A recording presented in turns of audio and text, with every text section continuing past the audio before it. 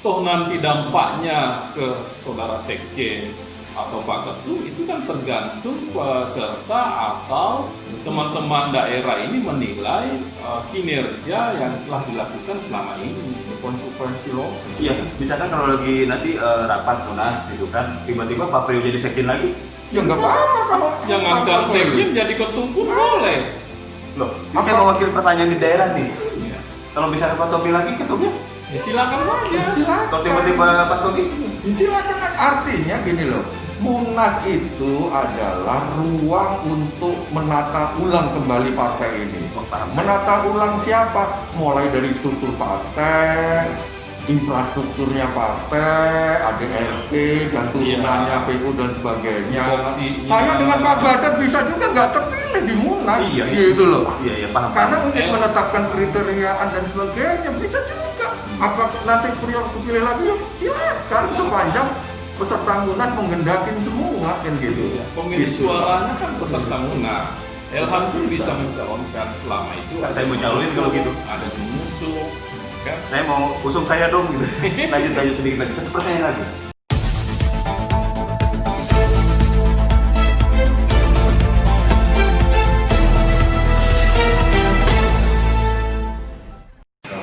Selamat sore Pak Sindengar, LH Jakarya dari Berkarya TV YouTube channel. Dan pada sore hari ini saya diberikan kesempatan yang sangat luar biasa oleh rekan-rekan dari Presidium Penyelamat Partai Berkarya. Dan saya pikir saya sudah ada Pak Soni Puji Sasono dan Pak Badar. Mungkin saya akan sedikit bertanya kegambangan pikiran saya yang akhir-akhir ini makin menjadi-jadi. Saya lihat pergerakan Presidium ini sudah mendekati pada waktu yang sudah ditentukan. Mungkin Pak Soni mau menyampaikan sesuatu dulu Pak, biar saya reka, biar teman-teman di daerah juga tahu Pak, apa sih sebetulnya yang sedang diperjuangkan atau dibela atau di apa gitu. Kita ini presidium ini sebetulnya bisa kita analogikan dengan kejadian yang sekarang. Kalau sekarang ada gugus tugas ya, presidium ini sekarang lagi menuju ke proses new normal. New normal untuk Partai Berkarya agar bisa terus nggak kena corona habis ya. Jadi bisa terus sampai menuju ke pemilu. Makanya sekarang ini lagi masuk kepada menuju ke normal, masa transisi ini sekarang ya, supaya normal kita lanjut terus dari peserta pemilu. Jangan sampai nanti terpapar kita, partai kita ini nggak bisa ikut pemilu untuk ke depan 2024 gitu. Karena sekarang Partai Berkarya ini sedang terpapar. Analoginya adalah sedang terpapar ODP ya, corona ya, sehingga perlu diobatin. Dan presidium inilah merupakan gugus tugas yang akan untuk melaksanakan Partai Berkarya untuk menuju normalisasi. Kenapa sih Pak kok bersikeras di sini bela-belain nggak pulang gitu, cuma mikirin partai aja. Udah sama mungkin ditinggalin juga nih. Apa sih sebetulnya yang nggak beres di Partai Berkarya atau bagaimana Pak? Ya, ini kan lagi musim corona ya, istilah PDP, ODP di Berkarya juga ini ada PDP, Partai Dalam Pengawasan atau Pemantauan ya, seperti partai kita ini. Jadi untuk menghadapi 2020 saja Desember ini pilkada itu kita partai politik akan belum siap, masih menunjukkan kekacauan di internal kita, khususnya teman-teman DPD maupun DPW dalam memutuskan siapa yang akan diusung bagi daerah yang akan melaksanakan pilkada. Karena DPP memberi ruang dan peluang, memberi harapan kepada calon-calon semuanya tanpa sepengetahuan, bahkan melewati teman-teman di DPD maupun di DPW. Nah, itu salah satu yang paling dekat. Kemudian menghadapi perubahan Undang-Undang Pemilu, Undang-Undang Nomor 7 Tahun 2017, itu kan ada wacana pemilu terbagi dua, ada pemilu daerah dan ada pemilu nasional. Pemilu nasional itu tahun 2024. Kemudian pemilu daerah itu ada alternatif akan dilaksanakan di 2022. 2022 kalau itu jadi dilaksanakan, partai peserta pemilu 18 bulan sebelum hari H itu harus diverifikasi. Artinya tahun 2021 kalau itu undang-undang ditetapkan, dan memang harus disiapkan. Siapa tahu ini jebakan teman-teman partai yang sudah mapan di Senayan, utamanya bagi partai kecil seperti Partai Berkarya itu harus hati-hati. Semangatnya seperti Gelora misalnya yang akan melaksanakan itu pemilu berikutnya sudah siap 100% untuk perhelatan pemilu berikutnya, apakah itu daerah maupun nasional. Kalau kita justru banyak bubar, bahkan banyak migrasi ke partai lain. Ini salah satu yang membuat keresahan di internal pengurus DPP yang tergabung dalam presidium. Presidium ini bukan siapa-siapa, kami ini pengurus pendiri partai ini yang mengawali partai ini ke depan. Jadi kami tahu marwahnya partai ini. Jadi begitu pula tindakan kami ini tidak berdasarkan kemauan pribadi, tapi masukan dari teman-teman yang dari bawah. Pemilik kedaulatan partai ini adalah teman-teman yang ada di daerah. Ujung tombaknya seperti itu. Kita satu pertanyaan pembedar sedikit. Ketika banyak nih, saya kan orang awam nih, nggak ngerti nih. Saya cumanya bisa nanya doang nih. Katanya presidium ini ilegal, nggak jelas. Bagaimana? Dasar hukumnya mungkin? Bagaimana? Silakan Mas. Ya, di politik itu tidak ada ilegal atau tidak ilegal, apalagi presidium ini dikawangi oleh para pengurus-pengurus yang resmi, ya, yang ada di lembar negara, tercatat secara resmi di BPUM. Sampai hari ini kitalah yang hari ini yang merasa peduli terhadap partai ini untuk bisa lanjut terus.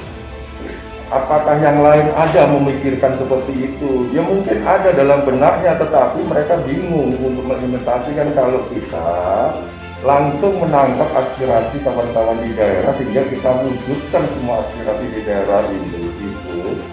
Ya, sekarang saya justru akan bertanya, yang mereka ngomong ilegal itu ada enggak juklak juknis PO yang mengatakan bahwa untuk presidium itu ilegal? Kan di situ.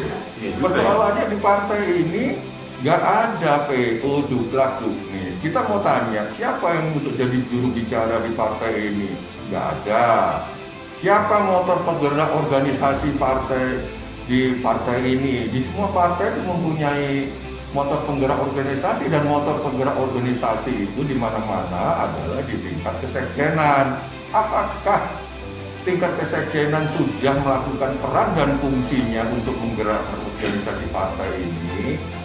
Faktanya adalah sudah terbukti dan teruji sejak di SK oleh DPUM sampai hari ini tidak ada selembar pun surat untuk panduan bagi kita sebagai pengurus maupun kader-kader partai, sehingga terjadi dinamika di pelaksanaan misalkan hajatan yang akan datang di pilkada serentak ini kawan-kawan di daerah, karena diakibatkan oleh tidak adanya panduan dan tidak adanya penggerak untuk menggerakkan partai itu ke depan. Seharusnya ada di tingkat kesekjenan, apalagi memikirkan apa lanjut atau tidak, itu harus dari sana. Ini persoalannya tidak ada, sehingga kawan-kawan sendiri bingung mau ngirim surat kemana. Sampai hari ini kita nggak tahu surat yang masuk itu berapa banyak, yang keluar berapa banyak. Kalau ada kawan-kawan daerah berkirim surat ke DPP kemana, terus nunggu jawabannya kepada siapa, mencari informasi juga tidak ada.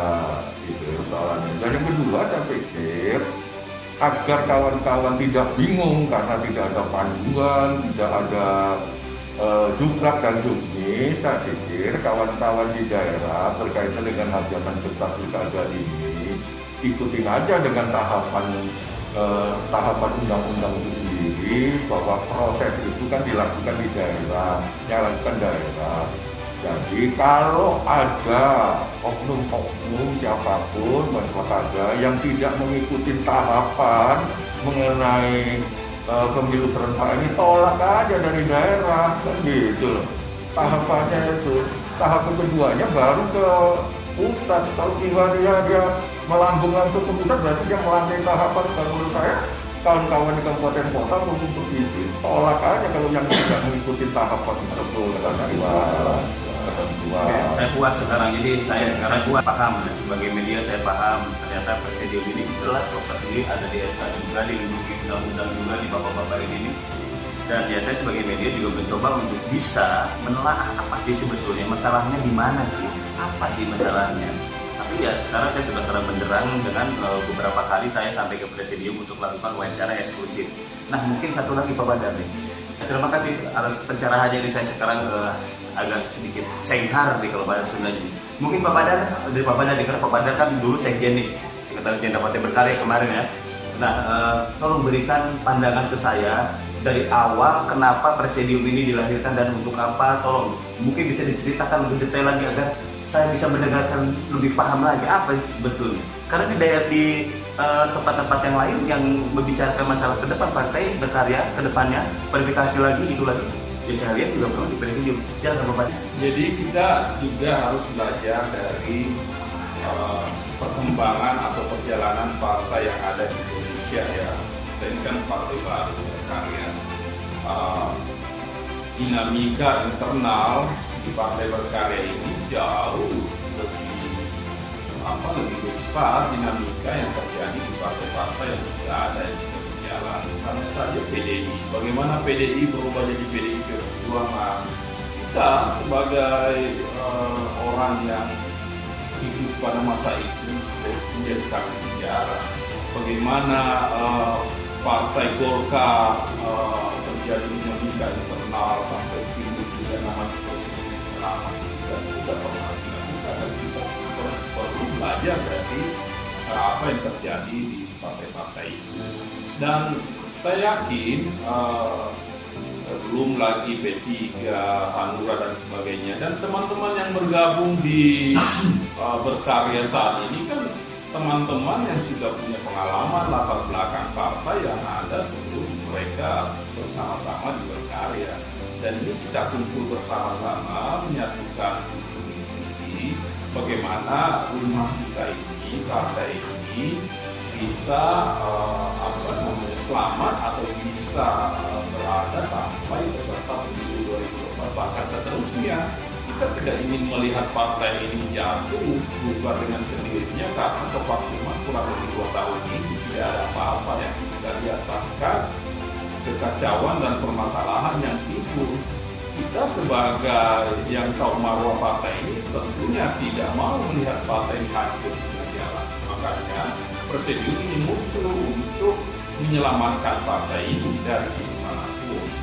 Tidak hanya evaluasi ADART, evaluasi pengurus, tapi kan kita terbuka lebar, tidak ada pembatasan di sini. Teman-teman yang merasa pengurus, yang merasa posisinya sekarang baik di partai ini, silakan saja, ini demi partai.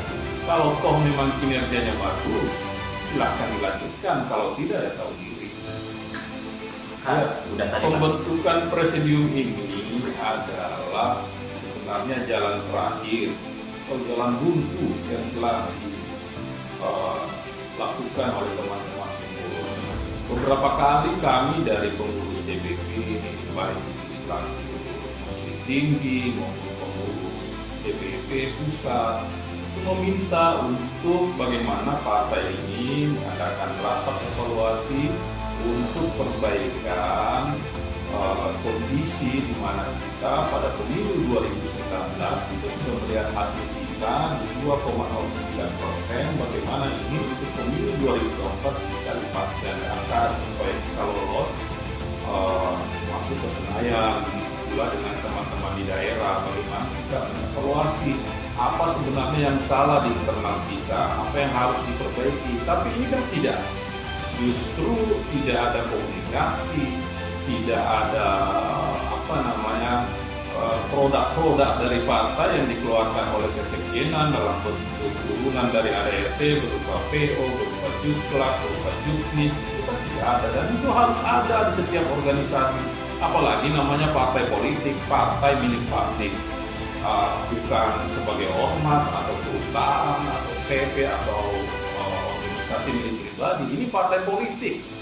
dan ini diatur oleh Undang-Undang Nomor 2 Tahun 2011 tentang partai politik, di mana pemerintah juga memantau kalau partai politik tidak mampu melakukan pembinaan ke masyarakat, utamanya di internalnya, maka patut dievaluasi.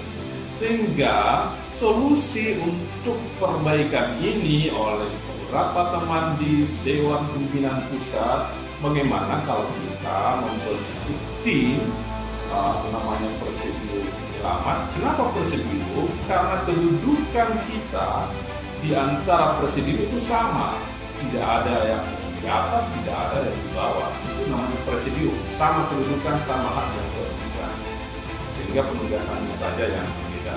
Jadi, pikiran kita sama bahwa kita harus mengevaluasi partai ini lebih baik ke depan, utamanya dalam tahapan-tahapan politik ke depan.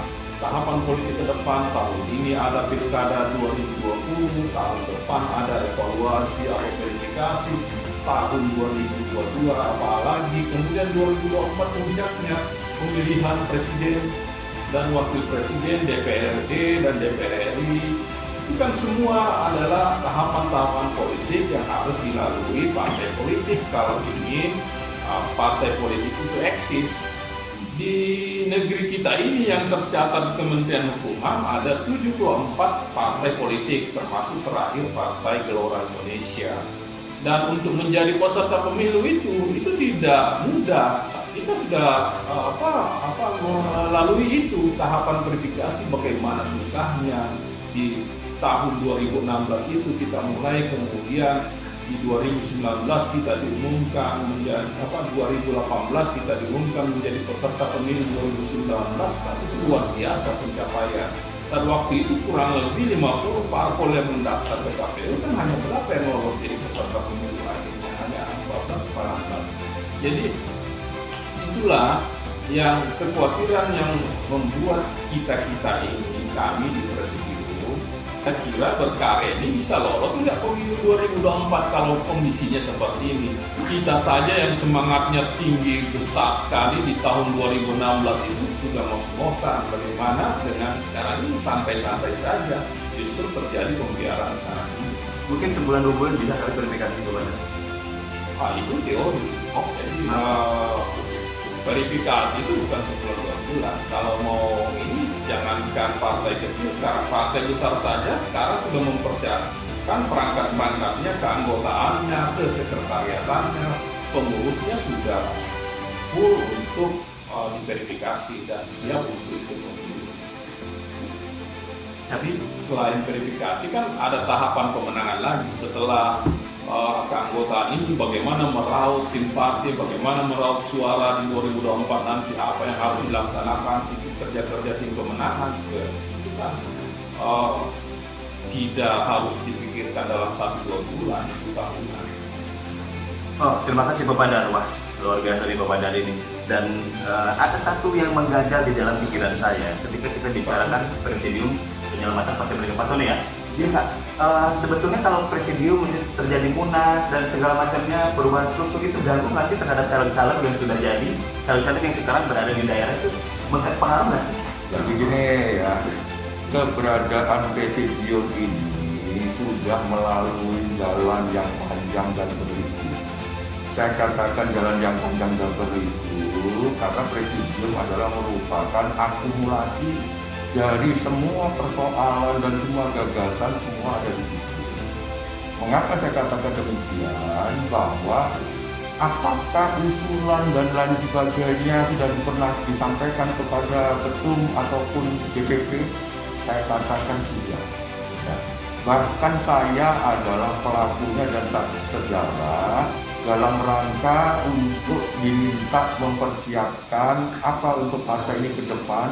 Dan saya dengan waktu itu dengan Pak Waketum, Pak Kiai Haji Hasim, ya, kita dengan tim pada waktu itu menyiapkan secara administrasi dengan Pak Badal pada saat itu juga sudah kita siapkan dan sudah kita rumuskan, sudah kita sampaikan kepada ketum pada saat itu, dan kita mendapatkan aspirasi petunjuk yang sangat positif oleh ketum dan oleh ketum diarahkan untuk mengkoordinasi kepada kesekjenan pada saat itu. Tapi yang terjadi setelah disposisi kita koordinasi dengan kesekjenan, akhirnya terjadi dialog-dialog, tapi tidak jalan. Dan itu tidak sekali berulang lagi sampai yang terakhir dibentuklah yang namanya tim 10. Itu ada wakil sekjen di situ, ada ketua-ketua, ada waketum semua untuk merumuskan hal yang sama. Itu yang langsung di bawah perintah dari ketum pada saat itu. Kita melakukan rapat-rapat dan hasilnya juga diminta untuk dikoordinasikan dengan sekjen untuk ditindaklanjuti. Tetapi mungkin karena kesibukan dan lain segala macam juga tidak jalan. Dan juga kita melakukan rapat-rapat lanjutan terus, kita upayakan terus karena kita melihat ini adalah merupakan aspirasi dan kehendak kita semua partai, mulai dari daerah sampai kita semua ingin lanjut terus berpolitik atau lanjut terus berkarya ke depan, sehingga kita memandang perlu akhirnya untuk melakukan inisiasi untuk menyelamatkan partai ini dalam wadah kita bentuk yang kita namakan presidium sebagai semacam ad hoc kita sebagai presidium untuk menyelamatkan itu. Apakah salah? Tidak, karena tidak ada aturannya. Tunjukkan kepada kita aturan PU dan sebagainya ke sana. Itu adalah merupakan ekspresi kita untuk menginisiasi melakukan menyelamatkan partai ini yang sudah kita gagas secara panjang secara konseptual ini melalui presidium, sehingga di presidium kita konkretkan dalam bentuk SC dan OC bagaimana sebuah partai itu melakukan hajatan untuk menyelenggarakan munaslup.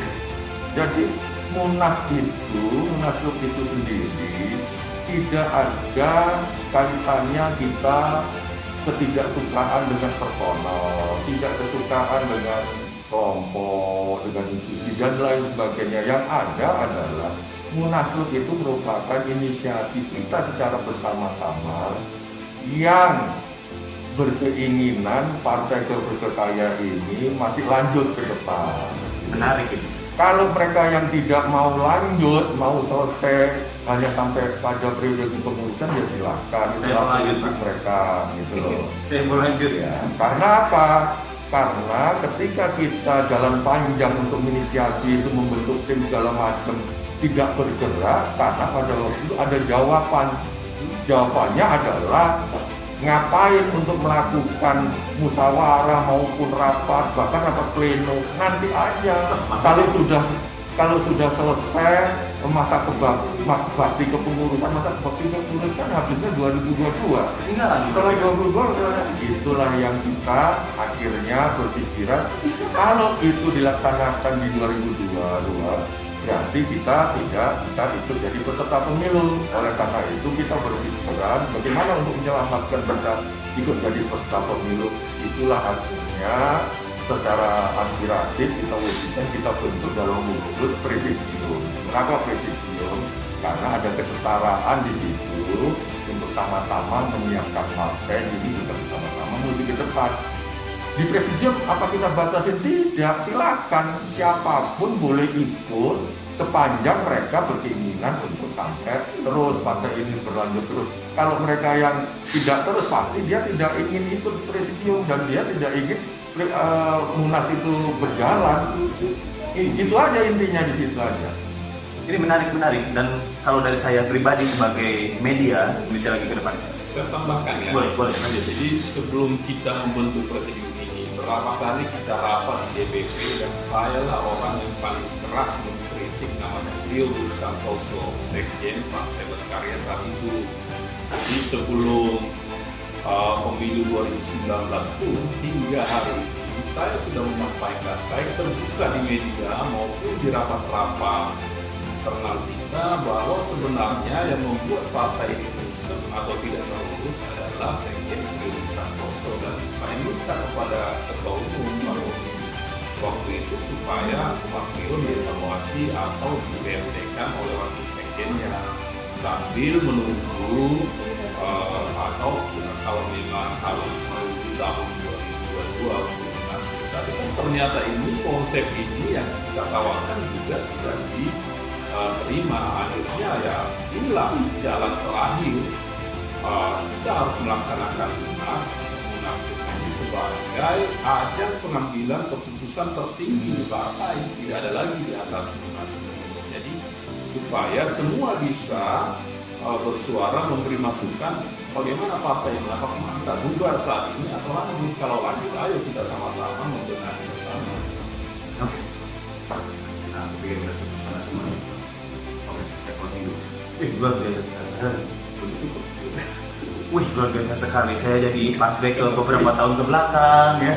Terus maju ke depan karena saya berpikir nanti kita pemilu lagi. Tapi Jadi artinya gini, saya ingin menegaskan kembali pemahaman ya, bahwa ini semua kenapa sampai kepada Presidio menyiapkan ini semua, karena apa? Karena di Partai Berkarya ini tidak ada motor penggerak organisasi partai untuk menuju ke sana, menyiapkan apapun.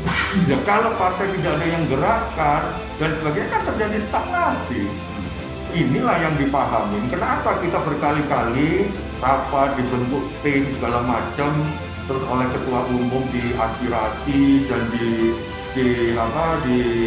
didisposisi untuk koordinasi dengan sekjen atau kesekjenan, karena ketua umum juga paham bahwa dikembalikan kepada motor penggerak organisasi, gitu. Motor penggerak organisasi lah untuk di situ untuk menindaklanjutin semua konsep-konsep itu. Tapi semua menjadi tidak jalan, karena tidak jalan, karena mungkin dipahamin bahwa ngapain harus sekarang, nanti aja selesai periode kepengurusan di 2022.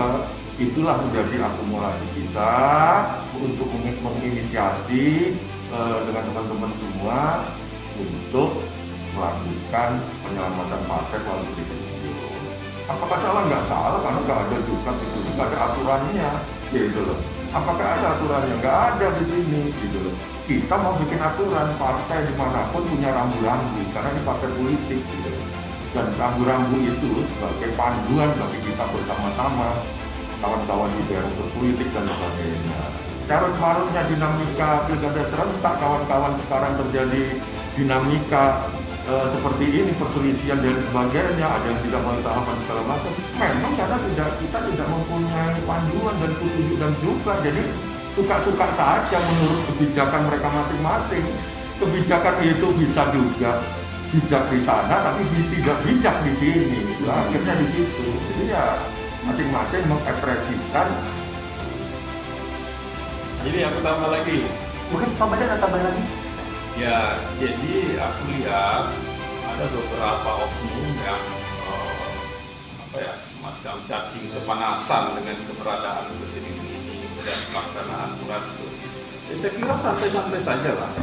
Kalau Anda jantan, Anda gentle, ya silahkan datang ke sini. Terbuka 24 jam, kita terbuka untuk diskusi. Apa yang Anda mau tanyakan kita jawab. Dan himbauan misalnya Saudara Prio menghimbau DPW untuk menakut-nakuti teman-teman di DPD maupun DPW untuk tidak mendengarkan himbauan Presidium, itu juga perlu dipertanyakan. Anda datang di partai ini, mengkerdilkan partai ini, membesarkan, atau memang Anda sebagai agent untuk menghancurkan partai ini? Saya kira bahasa Pak Prio itu sudah pengalaman 17 tahun loh jadi anggota dewan, politisi senior di Golkar. Masa bahasa-bahasa himbauannya itu mengancam dan mengkerdilkan proses demokrasi yang terjadi di partai ini. Kalau Anda jangan, silakan datang ke sini, jangan menghindar. Di Zoom meeting saya tahu pada Zoom meeting yang dilaksanakan di DPP, Anda ada di DPP pada saat itu, Anda hadir, tapi kenapa Anda menghindar? Pak Badar mungkin nanti ngeblok sendiri saja disampaikan langsung karena ada pertanyaan yang lebih menarik dari saya, Pak. Seorang sekjen itu mempunyai peran dan fungsi adalah dia sebagai perekat seharusnya. Oke. Sebagai alat mempersatu, bukan alat untuk memecah belah. Ini terjadi di internal kita terpecah-pecah karena ada kebijakan-kebijakan yang membuat kita sehingga pecah. Seharusnya dia harus mempunyai peran dan fungsi sebagai alat perekat, alat untuk menyampaikan aspirasi, alat untuk komunikasi. Itu yang harus dilakukan, terang-terang harus menonjol. Justru ini yang terjadi, implikasinya kita jadi pecah, jadi kelompok per kelompok ini karena perilaku kebijakan-kebijakan yang dilakukan. Tadi misalkan memberikan perintah, mengancam ke daerah ini segala macam, bukan itu sebetulnya. Itulah hilang akhirnya peran dan fungsinya sekjen sebagai alat perekat, alat mempersatu, untuk alat komunikasi, alat untuk bertanya segala macam itu. Saya jadi gerah ya, mohon maaf, satu pertanyaan lagi. Dan memperalat DPW dengan membentuk Anderson Family, itu keluarga yang ada di villanya Pak Prio yang ada di Puncak itu, mereka kan rapat itu berapa bulan yang lalu membuat kesepakatan bahwa ingin mempertahankan kepengurusan 2022 ini dengan sekjen tetap Prio Santoso. Dan kita sampai sekarang mereka menggalang kekuatan bahwa seakan-akan presidium ini ingin melengsarkan atau tidak menyetujui keberadaan kepemimpinan sekarang secara personal. Tapi kan itu kita mengevaluasi secara keseluruhan. Toh nanti dampaknya ke saudara sekjen atau Pak Ketum itu kan tergantung peserta atau teman-teman daerah ini menilai kinerja yang telah dilakukan selama ini. Konsekuensi logis. Iya, misalkan kalau lagi nanti rapat tunas gitu kan, tiba-tiba Pak Prio jadi sekjen lagi. Ya nggak apa-apa kalau Jangankan sekjen jadi ketum pun boleh. Loh, saya mewakili pertanyaan di daerah nih. Kalau misalnya Pak Tobi lagi ketumnya, Ya silakan aja. silakan. atau tiba-tiba Pak Sogi. Silakan, artinya gini loh. Munas itu adalah ruang untuk menata ulang kembali partai ini. Menata ulang siapa? Mulai dari struktur partai, infrastrukturnya partai, ADRT dan turunannya PU dan sebagainya. Saya dengan Pak Badar bisa juga nggak terpilih di Munas, Iya, gitu loh. Iya, paham. Karena untuk menetapkan kriteriaan dan sebagainya bisa juga. Apa nanti Prio kepilih lagi? Yuk silakan sepanjang peserta Munas menggendakin semua kan gitu. Pemilik Gitu. suaranya kan peserta Munas. Elhan pun bisa mencalonkan selama itu. Saya mau nyalonin kalau gitu. Ada yang mengusung, kan? Saya mau usung saya dong gitu. Lanjut sedikit lagi. Satu pertanyaan lagi. Jadi bagi ini masukan juga. Ini karena di Berkarya ini identik dengan keluarga Cendana, identik dengan Pak Tobi, Pak Muhammad Dahlan Putra. Kami bukan justru mencari permusuhan atau perselisihan, justru kami menjaga supaya nama partai ini, keluarga Cendana dan keluarga Pak Tobi itu tidak dibully di media. Bisa kita lihat kok di media hampir tiap hari dibully. Kalau bukan Pak Tobi, Cendana, almarhum Pak Harto lah, apalagi Berkarya diikut-ikutkan. Terakhir kan masalah PKI, justru kita dituduh sebagai penyokong PKI, pembuat bendera PKI. Itu kan sangat merugikan partai. Dan kalau tidak diperbaiki, tidak ada tupoksi di internal kita, siapa yang harus mengkanter isu-isu PKI, siapa yang harus mengkanter isu korupsi, isu KKN, harus mengkanter isu keluarga, siapa lagi? Selama ini kan terjadi pembiaran. Justru kami sayang loh, kami sangat menyayangi namanya Partai Berkarya, kami sayang keluarga Pak Harto. Dengan cara seperti ini kami menyayanginya, bukan berarti kami harus mencilat, harus mengagung-agungkan. Maaf, kita berpartai, kita berpolitik. Ini partai politik, bagaimana kita bisa meraih kekuasaan. Itu kan target kita berpolitik seperti itu. Dan bagaimana kita mau meraih kekuasaan kalau masyarakat tidak empati kepada kita. Kan ini yang harus kita lakukan, harus berpikiran jernih. Bentar, ini ada yang menggelitik di saya ketika saya baca beberapa postingan saudara-saudara kita, sahabat-sahabat kita juga, bahwa kehadiran presidium ini menjatuhkan marwah partai, merusak marwah partai. Gimana itu pendapatnya ini? bagi kita justru menjaga marwah. Sebagai alasan saya tadi seperti itu. Apa yang terjadi di media sosial, coba lihat bagaimana Partai Berkarya dibully ini, bagaimana keluarga Pak Harto dibully, apalagi Pak Tommy secara pribadi dibully. Justru kita memagari supaya bulian itu tidak berkali-kali datang. Bagaimana tidak coba? Misalnya saja contoh rekomendasi pilkada di satu daerah, tanda tangan Pak Tommy itu bisa melebihi satu calon kepala daerah untuk satu daerah. Itu kan bisa merusak loh, tidak konsisten dan sebagainya. Padahal mungkin bukan beliau, mungkin karena sekjennya atau para pembisingnya dan sebagainya. Semua diterima menghadap, foto lah, dibuatlah baliho di mana ada Pak Tommy di situ, ada calon bupati, di sisi lain ada bupati lain lagi, ada Pak Tommy juga di situ, ada. Jadi partai ini bagaimana? Dan itu kan sudah terjadi.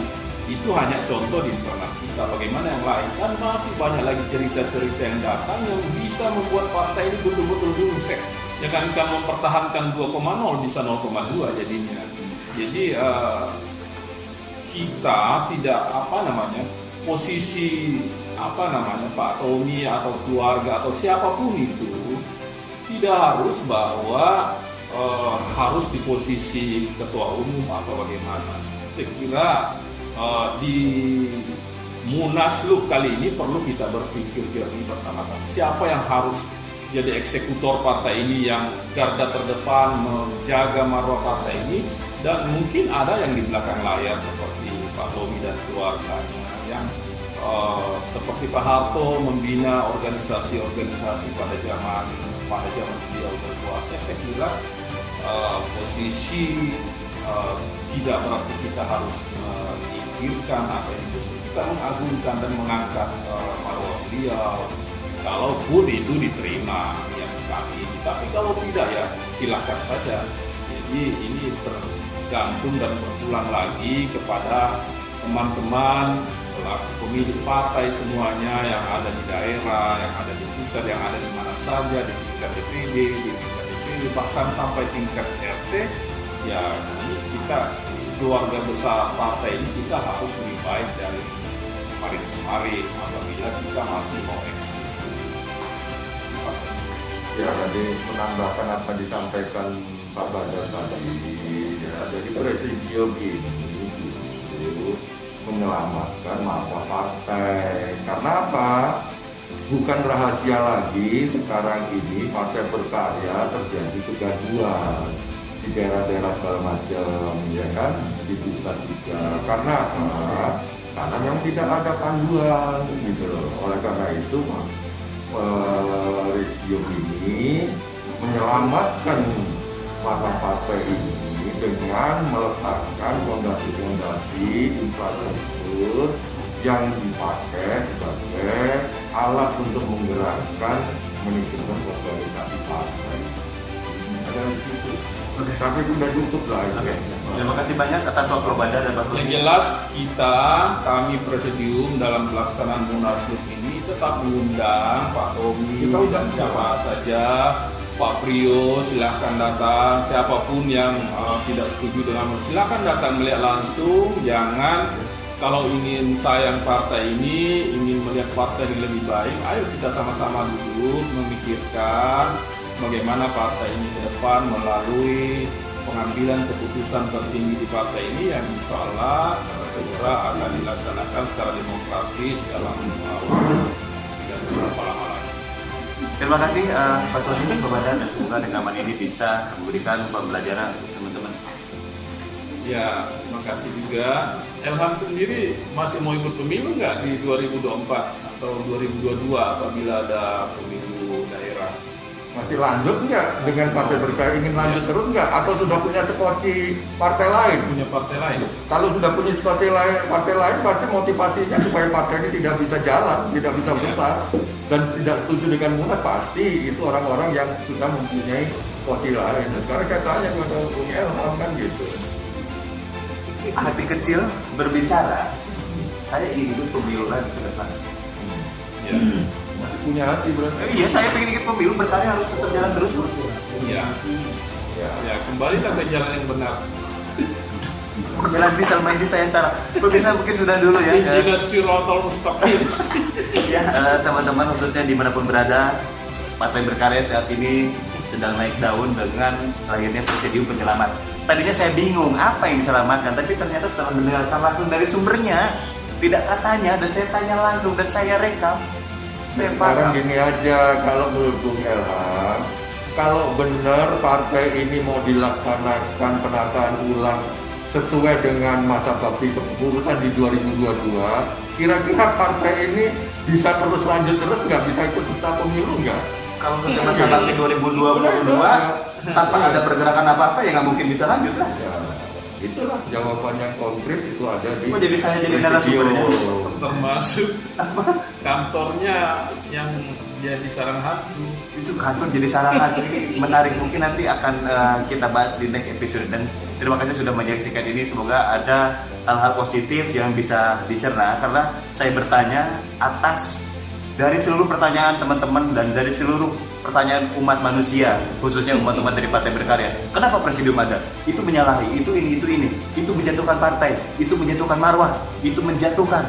Tapi setelah saya tanyakan, banyak hal-hal yang memang harus kita cerna ulang lah gitu kan. Terima kasih banyak, saya close.